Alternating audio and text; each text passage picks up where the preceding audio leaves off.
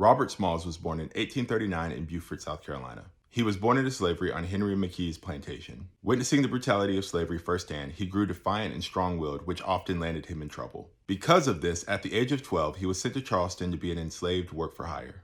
He initially started as a waiter for a hotel, but eventually found himself working in the Charleston harbor. It was here where he met his wife, Hannah Jones, whom he married. Since it was 1856 in South Carolina and these were two enslaved people, the state did not officially recognize this marriage. At the turn of the Civil War, he found himself as a crew member on the Planter. This was a ship contracted to the Confederates as a transport ship. His time would be served as a pilot. By 1862, he had gained complete trust from the white crew members. What they didn't know is that he had been plotting to set his family, his other black crew members, and their families free. On May 12, 1862, the white crew members left the ship unattended. They decided to stay in Charleston for the night. Around 3 in the morning, Smalls and the other black crew members took the ship and sailed away. They then went to go pick up their families.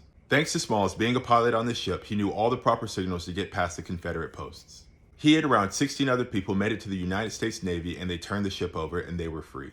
He gave them valuable information on Confederate operations around the Charleston harbor. Congress then awarded him and his crew members half of the value of the Planter for their work. Smalls made his way to President Abraham Lincoln, whom he convinced to allow black soldiers to fight in the Union Army. He became the pilot of the USS Crusader and then his own ship, the Planter. Despite never being a commissioned officer, he became a captain and the first black man to do so. In 1864, using the money Congress gave him, he went and bought Henry McKee's plantation mansion. He was looked to as a leader during the Reconstruction era. Around 1867 in Philadelphia, he was arrested for riding in a segregated streetcar. He organized a boycott that eventually led to the desegregation of streetcars in Philadelphia in 1867. With the partner, he also opened up a store for freedmen. In 1868, he was elected to the State House of Representatives. He was elected for State Senate in 1872. He then went on to serve 5 terms as a United States Congressman between 1875 and 1887. In the 1890s, he was offered a colonel's commission for the Spanish-American War. He was also offered a post as U.S. Minister to Liberia.